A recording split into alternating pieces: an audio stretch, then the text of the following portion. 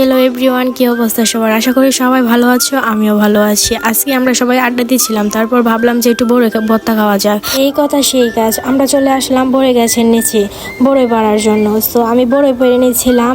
আমি এক একটা করে বড়ই পেড়ে আপনাদেরকে দেখাচ্ছি। দেখেন, আমি 3টা বড়ই পেড়েছি। এভাবে করে আমরা সব বড়িগুলো পেড়ে নিলাম এবং আমার সাথে ছিল আমার ভাস্তি জুমা, সেও বড়ই পাড়ছে গাছ থেকে। আমরা সবাই মিলে মূলত আজকে বড়ই পাড়ছি। তারপর এই দেখেন, আমরা এই বড়িগুলো পেরে নিয়েছি।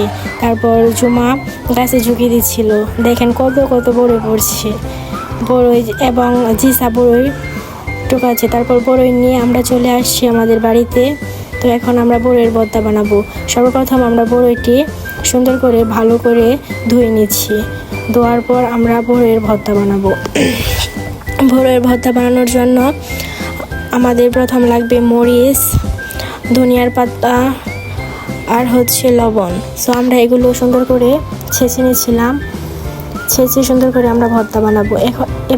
এখন হচ্ছে আমরা সুন্দরভাবে বড়িগুলো ছেঁচে নিয়েছি এবং ধনিয়া পাতা, মরিচ এগুলো আমরা বেটে নিয়েছি। এখন হচ্ছে আমরা লবণ দিয়ে এটি সুন্দর করে মাখাবো।